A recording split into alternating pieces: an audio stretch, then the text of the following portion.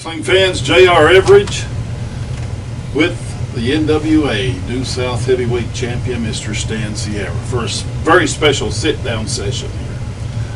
Stan, first of all, I want to thank you for giving me the opportunity to ask you some questions, and you have agreed with every effort in you to give me some direct answers, and the fans, some things that we have been questioned about ourselves here at AMW from the fans, and we want to know ourselves exactly what's going on with Stan Sierra and why has the situation at hand, which involves you, and truthfully speaking, maybe, so to speak, stabbing some of your friends in the back to get where you're at, just some of the tactics, and we just want to know what's going on with Stan Sierra, basically. Well, JR, today is your lucky day, because after all these years, I'm here to talk to you, and I'm here to be straight up. Let's get this message out to the people, because this is one thing that I want everybody to know, beyond a shadow of a doubt. That way, there is no question on where Stan Sierra stands. Okay, we're off to a good start, Stan. First of all, you have been such a mainstay with AMW. Some of the accomplishments can never be answered. I mean, you can never be topped with things that you've done through AMW, achievements, and record-setting championship title reign in the state of Kentucky. My name will forever be beside of Dale TNT Man. That's not something that everybody in the state of Kentucky can say, and I've done that right here in AMW. So to say that I've had a good career here in AMW, I mean, I've had a career here that people only dream of having. Well, that's very true, and I have to give you full credit. Yeah, absolutely. So when it comes down to turning your back on your friends, stabbing them in the back, if you would, using the dirty tactics, the classic Stan Sierra that we're used to seeing, I mean, it's like it opened up tenfold since this New South situation. Explain. Well, let me tell you something about Stan Sierra that I know, because I know you watch. You're a wrestling historian. You pay attention. So when it comes to Stan Sierra, there's one thing on my mind when it comes to professional wrestling, and that's being successful. I don't care who I've got to walk over to do it. I don't care who likes me, who does not like me. I don't care who buys my t-shirt, who does not buy my t-shirt. I'm here for one reason and one reason only, and that is to be successful. I don't come here to go for second place or a participation trophy. I'm here to win the whole damn thing, and not only win it, but then, stand on top with it and drive it home like a hammer to let everybody know beyond a shadow of a doubt there's nobody better than Stan Sierra. Well, and I have to agree with you.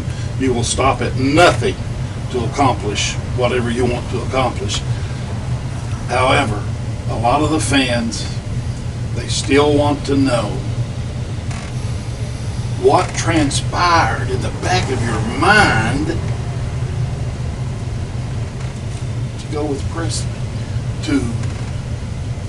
I know success is your goal. I know that being a champion, being a winner, being the top of everything. But it has been said that maybe monetary gain as well. Is that something that... You know what? I would have went with Anthony Presley for free. He wouldn't have had to offer me no money. And I want to explain to you why. Because like I said, I'm a man of my word, and you're here to do an interview with me. You're here to get to the bottom of all this wrestling gossip. Yes, I am. And yes. Just like I do in the ring, tonight, I'm going to nail it home to where you and everybody else out here are going to have no doubt whatsoever why I'm doing what I'm doing. And that is Kyle Maggard, John Noble, Marty Clay. Ever since I've stepped foot in this company, it's been one person after another that's had the AMW machine put behind them, because you know what? They didn't like Stan Sierra. They don't like the way I go out and wrestle. They don't like some of the things I do. So they never would put that machine. It's, even though I'm going from town to town, wrestling championship match after championship match, you look at an AMW poster and there's stinking John Noble's face all over it. There's Kyle Maggard's stupid looking face all over it. And then there's Marty Clay, a punk that don't even deserve to even have his name wrote at the bottom of it, and there's his face on it. And then you got Stan Sierra down here, and that's not where Stan Sierra belongs. Stan Sierra belongs up here, and I have the success rate and the title fences behind me that says that's where I should be. And the AMW machine for years, it was John Noble. It was Kyle Maggard. But let me give a quick history lesson here. Okay. I beat John Noble in his hometown. I beat Kyle Maggard in his hometown. Matter of fact, put him on a gurney and had him shipped out on the last day of the existence of the school. Yeah. And then Marty Clay, I've thrown him in ponds, I've sprayed him yellow, I've whipped that boy all over the state of Kentucky, up and down the road in every single town. And Marty goes over to Vietnam and wrestles these little femboy matches with little Vietnamese guys that are 4 foot tall, and then comes back, and what happens? The AMW machine gets right behind Marty Clay, and they push him to the moon, while I'm still the AMW champion. So the machine has never been behind Stan Sierra, and look what I was able to accomplish by my back, by my smarts, not by having the machine, because I didn't have the luxury of the machine behind me. And that's where Tony Presley comes in. You know what? Those guys wanted Stan Sierra. Those guys come and found Stan Sierra and said, we want you at New South. We want you to be the New South champion and represent our company. Yeah.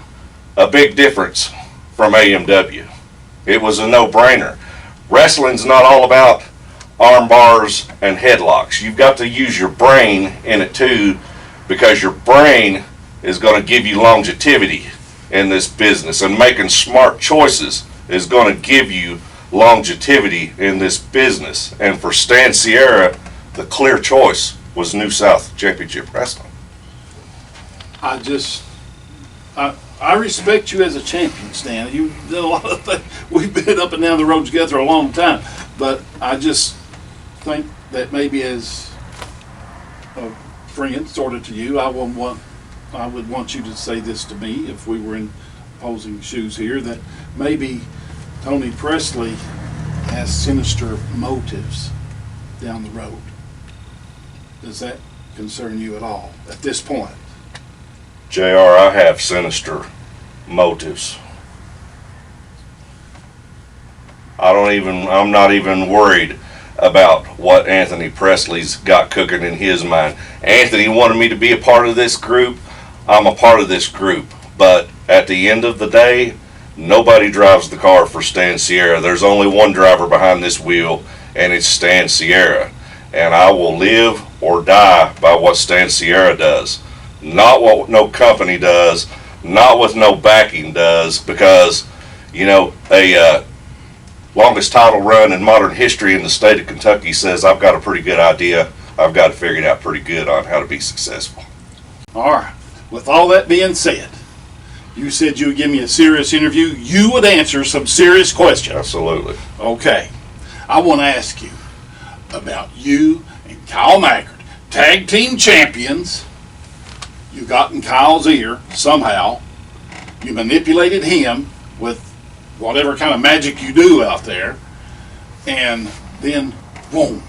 Explain. Well, that's very simple, JR. You know, Kyle Maggard was in a place, and call me a man of opportunity. But I knew Kyle Maggard was in a place to where he wasn't appreciated in this town. People didn't appreciate what Kyle Maggard brought to Hazard, Kentucky. And you know what? A guy like that on my side, if I could convince him to come to my side, a guy with Kyle Maggard's work ethic, a guy like Kyle Maggard that is going to get things done. And that's where I made my first mistake with Kyle Maggard. Because I thought that's what I thought Kyle Maggard wanted to pull himself out of mediocrity. I thought Kyle Maggard wanted to step up onto the big stage, night in, night out, and take the best that this company had to offer and walk away on top, town in, town out. I thought Kyle was ready. I thought Kyle was ready to make a commitment like that. But as we found out, that was my mistake for ever thinking that Kyle Maggard was that quality of a man that he would ever stand up and look a town that had disrespected him and stand up and spit in that town's face. I misjudged Kyle Maggard because Kyle Maggard is not that type of man. I admire Kyle Maggard, and you know I do. You somehow seem to have all this inside energy that you're just focused on your future, what you're going to be doing, shoot with the friends I left behind. That's part of your mindset, isn't it, Stan? It is. Because unlike Marty Clay and Kyle Maggard and John Noble, I had no machine behind me. So the machine is Stan Sierra. And if Stan Sierra is successful and on top, then it's like trickle-down economics. It trickles down to Kyle Maggard, who's running around underneath me trying to build his name up as big as mine. It trickles down to people like Eric Porter and guys like that, and they can hitch on to Stan Sierra and instantly be main eventing, instantly be in the thick of things and getting the recognition that without Stan Sierra might have took them 20 years to ever accomplish. Well, I just want you to know that the fans, so disappointed in this whole situation, they're ecstatic. They don't know. I mean, a lot of confusion. Well, I'm going to be quite honest with you. When it comes to fans, Yeah. I really don't give a damn about the fans. Yeah, well, I mean, you want an honest interview. Ain't that what you said you wanted? And it's brutally I honest. don't give It a is. damn I about can see none of that, these Stan. fans over here in this mountain that show up and My call time. me names My and time. show up and throw Please. stuff at me and spit on me. And you think that I You care provoke what none they of this, think? Stan. You provoke none of this. I don't care what they think. I'm going to do what Stan's going to do, and anybody gets in my way, all you got to do is look at the history. I'm going to be successful. I'm not playing. This is not playing to me. I'm not here to kill time with a hobby. I'm here to be the best on the card. I'm here to main event every show. I'm here to main event every pay-per-view, every town. That's what a real champion does. Not some paper champion that hides behind a publicity machine that pumps them up. Stan Sierra has never needed that. Well, I think we can see more or less now that the motives that you have. Listen, JR, let me be really clear. In my eyes, don't get me wrong, Marty Clay is a young up-and-coming kid. Everybody can look at the kid and tell that he's a young up-and-comer. But Marty Clay couldn't beat me on his best day in this wrestling business. Oh my. On my worst day, sitting at home with double dose of IBS, Oh my goodness. Marty Stan. Clay will never be as good as me on one day. Not one. But you know what helped Marty become good? Kyle Maggard. Kyle Maggard, because you see, me and Kyle Maggard, we had the machine going for once, and it was me and Kyle and Eric and Chris and Adrian, and we had the machine going, and it was going, and we was dominating everything. And as the weeks went on, I could tell in Kyle Maggard, he just didn't have it in him. He didn't have it in him to go out and look at some of these little kids out in the mountain and not care what that little kid thinks. And not care. He wanted to show up, and he wanted to be their friend, and he wanted to be their buddy, and he wanted to talk about their grandma that had surgery that lives 2 roads down from him. He wanted to be involved in the community. And what that is that's weak. That's weakness, and that's my mistake. You want to know? You want a exclusive? Stan Sierra made a mistake, and the biggest mistake I ever made in my life was thinking for 2 seconds that Kyle Maggard had the intestinal fortitude in his body to accomplish greatness, because by God, he don't. Wow. Well, I'm not surprised with you, Stan. I asked for the interview. I asked for a sit down. You're brutally honest, and I see how your mindset's going. But I want you to know something. I happen to think that Kyle Maggard, Marty Clay, I think they're trying to be role models for these kids out here, the AMW fans out here, and I really think that they're good, that they're good for AMW. Now, I know you're the New South champion. I know you've got winning on your mind, and besides that, winning, but it's just how you treat the people. It's being a Judas, I guess, is what I'm saying. It's just unbelievable. It's totally unbelievable, Stan. So I'm going to have to admit, JR, Yes. that while we're sitting here talking, that I am just a little bit disappointed in you. Oh, When I open this door and let you in to come ask any question, ask me anything, I'm just a little disappointed. See, and that's because you bought into the Marty Clay and the Kyle Maggard and the John Noble. Because put this into perspective. Put this into perspective. And when I say this out loud, just in the 6 months of this year, I have beat Rhino. I have beat James Storm. I have beat Marty Clay. I have beat the badass Billy Gunn. And now Carlito has showed up. Tell me right now of a hotter wrestler in the state of Kentucky than Stan Sierra. It sure as hell ain't Marty Clay and Kyle Maggard and John Noble. It's Stan Sierra. And show me some facts that says anything different. okay. I'm going to say this. But nobody's talking about that. You're confident. We give you credit for your accomplishments. Sometimes it's how you acquire the things that leaves, I know you don't care, but the fans in disarray. That's what I'm going to say, Stan. Just being up front, being honest with you.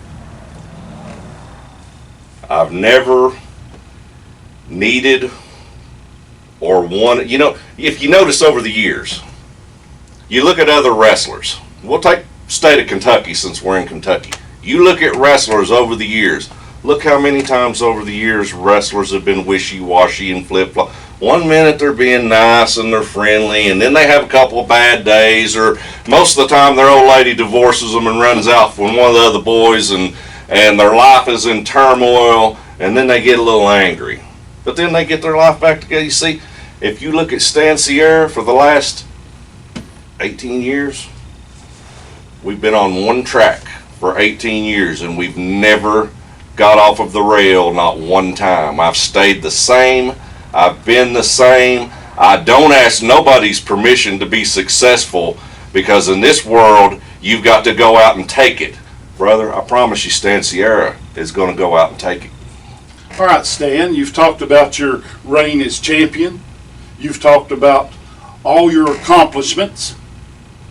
What's next? What's next for Stan Sierra?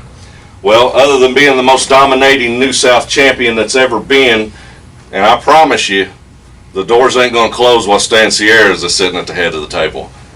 But besides all that, I've got the King of the Mountains. The King of the Mountains tournament that's coming up this year. It's what I've got my little beady eyes locked on, JR. It's eluded me over the years. It's one of the things in AMW that I've never have been able to accomplish. But you know what? I'm locked. I'm focused. I'm ready. I'm more determined probably than I've ever been. And I plan on going to that King of the Mountain tournament, and I plan on winning it. Okay. All right. That's yet to be seen, fans. It's been nice talking to Stan Sierra. Thank you for your honesty, and we'll see you next time on AMW.